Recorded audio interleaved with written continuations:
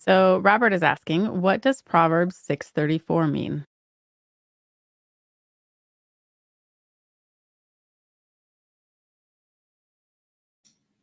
Are you on mute, my friend? I'm just pulling up my notes here. All right. Let's take a look at Proverbs 6:32, actually. So we're going to start a little further back and then we'll work our way forward. To give a little bit context. There's always the best there's a saying, a text without a context is a pretext. It's very important. So as you're studying Bible, always make sure we look ideally at the verses before, look at the whole chapter before, look at the chapter after, consider the whole book, and then also consider just the entire Bible together. Make sure we're reading everything harmoniously.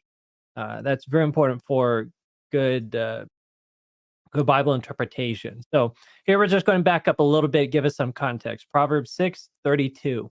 It reads, "Whoever commits adultery with a woman lacks understanding.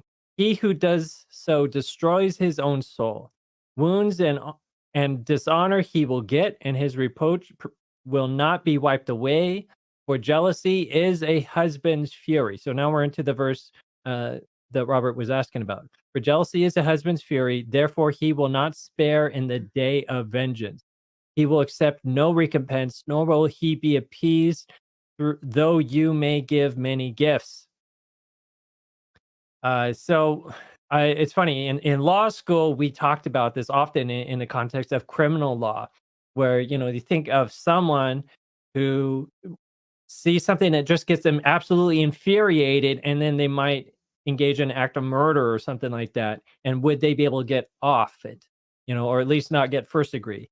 An example would be, for example, a father seeing something done to their child, and then, they act in rage as a result.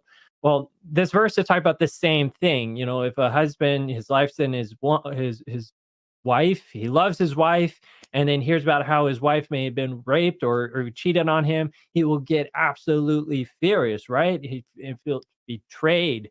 In fact, so if he's cheated on, he'll feel betrayed and jealousy. And in the heat of the moment, who knows what he'll do, right? And so, yeah, I don't care about the money. He doesn't care about getting paid back. He will um, I think he just wished the thing could be undone. He would want the relationship restored. It was about the relationship and the trust, and now that's destroyed and gone. That's what this verse is speaking about. And then we go to thinking of larger spiritual principles, and this sort of concept all the time God is sort of referring to with regard to his relationship with us, that he can be a very jealous God. He wants a relationship with us, and he gets angry, he gets very hurt when that relationship, that trust is broken. And so we see this, for example, in Deuteronomy 6:15, where God says, "For the Lord your God is a jealous God among you, lest the anger of the Lord your God be aroused against you and destroy you from the face of the earth." So, you know, so angry, like I might destroy you, right? But he's also slow to anger.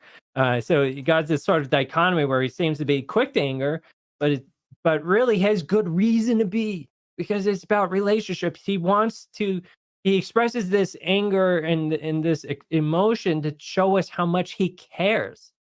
Like, this is how much of a big deal it is to him. And he's like, why don't you think it's a big deal to have the relationship with me?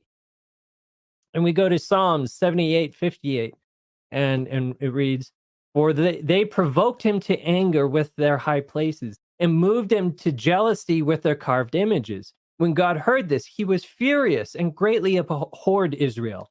So he forsook the tabernacle of Shiloh, the tent he had placed among them, and he delivered his strength into captivity and his glory into the enemy's hand. He also gave his people over to the sword and was furious with his inheritance. The fire consumed their young men, and their maidens were not given in marriage. Their priests fell by the sword, and their widows made no lamentation. Then the Lord awoke as from a sleep, like a mighty man who shouts because of wine, and he beat back his enemies. He put them to a perpetual reproach." And so this is important to understand, like, God pulls back and he lets us suffer the consequences of our betrayal on him. And he lets the people we wanted to be with then take advantage of us and we suffer the consequences. And then God, though, at some point says, I'll come back to you. He keeps coming back. He's the one who's ever faithful. And as he says here, 2 Corinthians 11:2, or this is Paul speaking, it says, "For I am jealous for you with godly jealousy." There's a special good jealousy. "For I have betrothed you to one husband, that I may present you as a chaste virgin to Christ."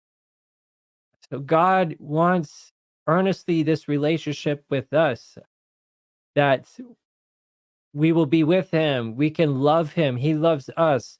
We be transformed. Be made in his image. We be his children.